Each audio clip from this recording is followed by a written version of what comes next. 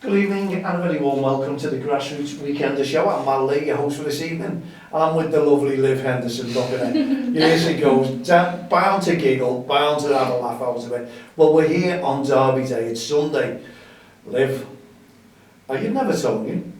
No, I just thought, no, I am. I know. Now, she's worn this shirt. I am bothered. I really am bothered because I just know it's got to be a nice win for the boys in red. Yes? No. No. No. You still never told me? Yeah. Or just waiting for the laugh? No. I'm not told. Right, Liv, how's it been going over the last week anyway? We've done a great chat show last week over refereeing. But we had an announcement, didn't we, from the government? We're not too sure whether it's going to come to fruition, where they said the referees and grassroots football could be back the first week in July. Taking you with a pinch of salt, or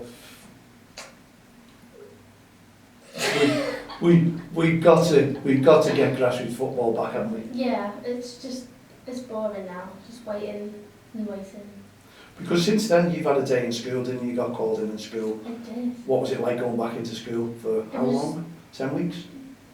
Since you've been back in? Something like that, yeah. It was just. What was it like to how did you get greeted? What was it? It was weird. So you basically walked in and there's like a station for hand sanitizer, then you get your masks. And then you go in and it's you and a teacher that's like sat 3 meters in front, and they're trying to get you to read the laptop, but you can't see it because you're that far. So you sat there, you're squinting your eyes going, what does that say? And then once you finish that, then you go hand sanitize again, and then you take your mask off, and that was it really. What about the social distancing? What was it like there? Was it? Yeah, there was like there's always, sorry, I can't speak. There's always like 2 meter tape marks everywhere, and wash your hands and stuff like that. What about your friends? What was it like to see your friends you haven't seen for a good while? Well, I haven't seen them because we're all in different groups. Oh right, so you still haven't seen them? No. Dear me, so Yeah, how it is weird. how often are you going to be going back now? I'm back in next week, Mm-hmm. and then I'll be back in and actually learn some stuff then. So it was just to basically what it was with COVID-19. There's a catch up, yeah. And just what you're going to be doing. And I'm hearing off the government now, they're saying after the summer holidays when the kids go back to school, I can't get my head around that one. I've mentioned on the last couple of shows. I don't know what they mean by that, because you've been off for how long and yet you're in your summer holidays now. I'm baffled. One of them, isn't it? It is, isn't it? You know, how do you feel like, you know, you're on your summer holidays now when you're gonna, before you go back to school? Well, I've actually enjoyed the break. What about your studying now? Do you feel as if you're behind on your education, or? No, I think I'm going to sound big-headed here, but I'm really lucky with my education. I think I'm doing quite well because the school have given many opportunities, doing like the online FaceTimes and sending work, and when I went I got more work, so I think I've been really lucky. So. What's your school been like? Have they, as you said, they've been in touch with you, they've been keeping you? Yeah. Which is excellent, isn't it? Because I know there's a lot of kids out there that some schools haven't been in touch with, so as you said, you've kept up with your education, you're on top of things. Yeah, I'd say it's going quite well. So what are you studying for? At At the moment? I know you've been telling me. I'm doing sports and... Well, what about your physio? You're still interested in going Yeah, physiotherapy, aren't you? definitely. So I need to do sports and biology for that. Mm-hmm. So I'll do biology, hopefully if I get into sixth form. And then... Well, obviously, we're talking sports here, this is what you're educating, this is what you're getting involved in and what have you, but in the lockdown, you love your football, you love your refereeing, you love keeping fit, all that together, obviously you're missing out on that one. Now, is it nice to get back out and visit the parks, do your walks, start getting yourself back a little bit into fitness again? How do you feel now that you can, well, slowly but surely is coming back to a little bit of normality? Yeah, definitely. I think it's weird seeing that loads of people, and I know most people still aren't social distancing, but it's nice to get out and see something better than your house walls. Yeah, well, yes, I know, yeah, because obviously you've got a nice family there, everyone sort of gets under each other's feet, don't they, and sort of, Yeah. yes, well there you go, no, it's not all hunky-dory, but what was your favourite moment? Social media, there was loads of posts going around, wasn't there? You know, I think I even saw you on social media challenge, the keep you up with the toilet roll, there was a million, but what was your favourite, you know, what you've seen in lockdown? Some people were very, very funny. Can you recall any of the best moments? You know, there was songs, there was people singing. I think it would be, I think I like seeing the Everton Monster and Theo Walcott. He's putting like cans of beans in his bag and then he's doing like, he's running up the stairs, or there's another one when they use their treadmills as like a conveyor belt and they're putting all their bags on it and they're waiting for it as if they're in an airport. Which I think that one's going to be one of my favourites. But what about the top one, Oxlade Chamberlain, and he's going up the stairs, come on. Everyone can do that dance though. But he started it, didn't he? He was the main man. You know, we're on No, Derby it's on Day, so TikTok though. yeah, that's like social media, isn't it, Jolly? Yeah, but he got that, so it wasn't his idea. But didn't everyone copy him? I don't know. But Yeah, it was but mainly, the idea mainly started on TikTok. But yeah, So it wasn't Chamberlain's idea, actually. Okay, let's see. Yeah. Now we're going on to the Premier League. Before we go on to grassroots football, because we've got a good while to talk about grassroots football and the comeback, hopefully. But Premier League football, do you prefer it with the crowd noise in the background or without? I prefer it without. I like hearing like the managers talking and all the players, but like I like hearing everything and like what they say to the ref. Like it shows me a bit more about the future of what refereeing is, and like I think the only downside thing is that kids are hearing, like if they do use like foul Swear language, words, yeah. then it's a bit of a weird thing. But I know when I watch the game. I know it's out of sync, isn't it, sometimes, Yeah. when the crowd's on there. Yeah, it was funny how, because like someone had scored and then 20 seconds later, then it comes. Yeah, the big roar. Yeah. Well, you know, at the end of the day, we're talking about a Derby game here, and we don't know what Everton are going to put on there. We know the tune, the Z cars is going to come out, maybe the sirens, because it is a derby, there's loads of banter. You know, we haven't got the pubs open, we haven't got the restaurants open, there's no banter on the streets. We just hope, by the way, that no crowd turn up. It's not worth it, you know, keep away from the stadiums, let the players play. We don't want any trouble, there's not worth it. The banter, Liverpool and Everton, they really are, the fans are fantastic. We look on social media, there's going to be a war on social media with all the banter and all the stick going. Whether we win or lose, or whether you win or lose, there's still going to be a lot of banter there, isn't there? Yeah. What do you think the result should be this evening? It's good, because we're obviously, after the show that we're doing here, we're off to watch the game, aren't we? Yeah. We're looking forward to some great football, hopefully. And I just hope that they do have the crowd behind it. I genuinely think it's going to be like 2-1 Everton. Do you? Yeah, because obviously you are doing really well. Can't believe I just said that. Like you are doing well, but I feel like this break is definitely... I know the Evertonians are over the moon, aren't they, that we can't win it now at Goodison Park. Because they're all petrified, aren't they, thinking, oh no, Liverpool cannot win this league, please don't let, you know, let's hope Man City go and win. And to be honest, they're very impressive. Man City, I've said it a couple of times at the moment, no crowd there, but all the players look super fit. And I just hope Liverpool look super fit when What they do you come think out. the score's going to be? I'm looking at the score there to 2-1 for Liverpool, to be honest. Oh, okay. Yeah, I'm reversing it, you know, because I've got to. So, at least we're going for wins. But I don't think anyone wants a draw. I know the Everton fans are desperate for Liverpool to lose, and hope, and really hope that Man City can win every game and we'll lose every game. That was the wish for Evertonians, isn't it? You know, and obviously it's come as the derby, which probably saved you the COVID-19, didn't it? Because the next game was, and if I remember rightly, I'm sure there was about 2 or 3 Everton players just before the derby that got struck with COVID-19. Oh. Now remember when they cancelled the game? And we never ever heard about those Evertonians, those players, how well they were or got interviews. Oh, I didn't hear that. Rather strange. I think all the Londoners we go, well said, Mal. Yeah, they got the game stopped. Now, I wonder if they're all super fit this evening. They've got to be, haven't they? I think every player. Definitely. They've been training a lot. Like when you see the posts on Facebook, they definitely look as if they've been... I'm very surprised because normally you hear a lot about Everton, you see a lot about Everton and how they, you know, the manager's talking, the players are talking, but they've been very, very quiet for some reason. Yeah, I think another thing we can change the subject to is Marcus Rashford. How Oh, good of yeah. him, how he gave, how he went and have a Three chat with tennis. Boris. Yeah, I think that's one of the. I think that's what Premier League players like. They're getting all that money, and I think that's what they need to be doing. Well, you can't, you know, what's it, millions of kids, isn't it, for free Yeah. dinners? And I think superb in these bad times, you know what I mean, that is one story that should go for years to come, you know what I mean, Yeah, what he's done. It shouldn't just be him as well. Like all the money they're getting and just helping. Well, I must admit, they have been battered this year. I moan about the money that they're getting. I think we all do, Yeah. team me, because we'd all love that money if we could and become a footballer. But you've got to look at stories like that. You've got to look at what those players did in COVID-19.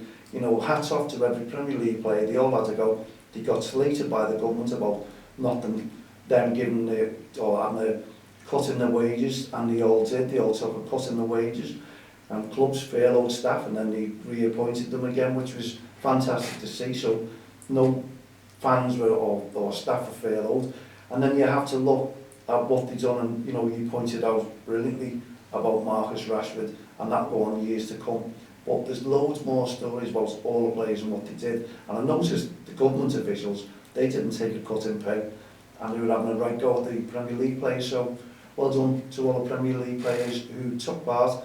COVID-19 mixed with all the public, players who were phoning off fans, players who got in touch with fans who were suffering and making them smile. I think that was brilliant. That was really good. Just the positive stuff they make it better and happier place, isn't it? Well, it does, you know, and obviously we're going to see a game, we're going to a match, but not knowing what to expect, because a derby game's a derby game, you know, and I think the majority is saying it's going to be a draw, and it could very well be a draw, you know, but if we beat Everton this evening and then we play Crystal Palace on Wednesday and beat them, well, you know, you're getting big-headed now, aren't you, man? No, well, you've got to, I mean, it's only 6 points, but those 6 points, it sounds easy, but this is the Premier League, and every team is out to stop Liverpool. They don't want them to run away with the Premier League, so we have the hardest games.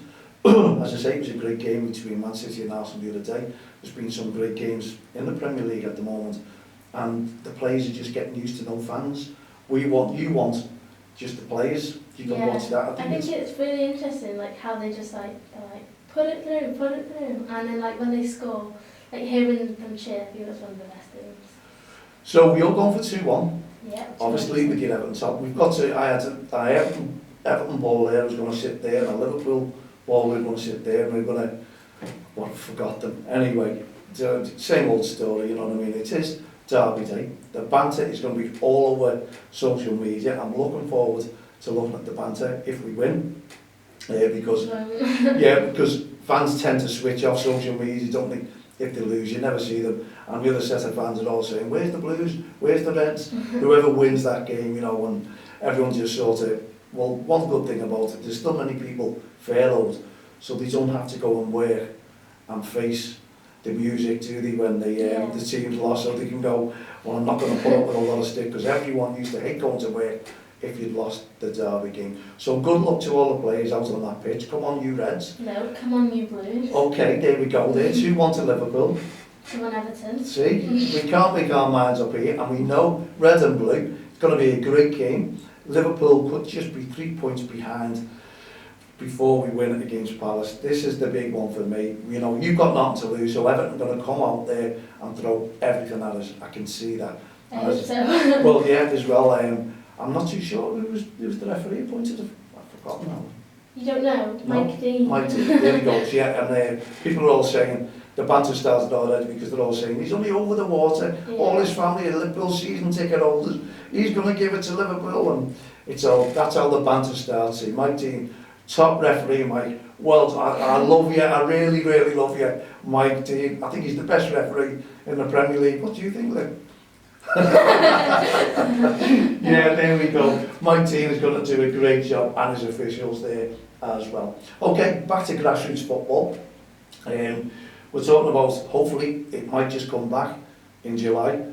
Plans, so we're waiting for the county FAs to get in touch with us, aren't we, and say, hey, look, I don't know how it can come back. I don't know. There's only some leagues that can be played because they've already committed to all the leagues finishing, and the new season will start again next season in September or August, whatever they want to kick off. I'm not too sure when they're going to do it, but we're all sitting here, all eating breath, waiting for the county FAs, waiting for the FA to say, Liv, you can go out and referee this now. Finally. Yeah, because you've been eager, haven't you? Yeah, definitely. Yeah. And just looking forward to going and repping, and as we've said in one of the last shows, hopefully getting a high level and doing some better stuff. Well, you will do, you know, because at the end of the day, you're part and parcel of referee, and it's, without the referee there is no game. We keep saying, because we talk about verbal abuse, aggressive behaviour, racist comments, and if we talk about a virus that we got, COVID-19, that virus was before COVID-19, from the touchlines, wasn't it? You have coaches, you have managers, you still have irate parents having a go at the referee, having a go at the kids on the pitch, and it's yourself who suffer. You just want to hear that too. You just want to go on, talk to the kids and let them play the game and let you develop your skills as well. Yeah, definitely. That's part and parcel of being a referee, I suppose. Yeah. So we're waiting for the call off the county FA, off the FA to say you can go out and referee. We've been talking about grassroots football and we can't get out there and do our job. Don't cross the line. You're impressed because you're a junior ambassador for Don't Cross the Line. Thanks very much as well, because Liv, she helped me doing all the painting as well in there from the office. It's looking good as well though, isn't it, Liv? Definitely. And you give me all kinds of orders now. What have I got to do in the office? Come on. We need to get the shelves. Got It's to, really nice in there. got to get the shelves. What else are you telling me to get? Mini fridge A mini fridge, yeah. and plants all over. This is woman's touch, as they say, you know. So you've got it all mapped out, planned, and we will film it when it's all done. We're not going to film it because this is all nice and cosy and this is done. We can take a back seat on this, can't we? And just wait for our guests to come in, like Chris Foy. I think you'll be interviewing him. What do you think about that, though? I can't wait. This is like getting like new, like oh, what's the word? I can't think. Excited, really, isn't it? Come on. Yeah, just getting like new, like learning new stuff. And Well, also, what would be the top question you'd like to ask the next Premier League referee? So, I know you've got them all wrote down. They're all waiting. You don't want to give too much away. Any special ones that you've thought of about the there referee? is one, but I can't remember it. Is it you? You might know it. I know there is one question that I really want to ask, but I can't even remember it. Well, we'll keep that then. If you can't remember that one, just Yeah. ask another one then. What you'd think? Um, Premier League referee, and you're going to sit there. Chris is going to be sitting on that side. Obviously, you're going to steal the show. It's going to be your show on that one. I'm just going to take a back seat and let Chris and Liv go head to head, as they say. the main question would probably be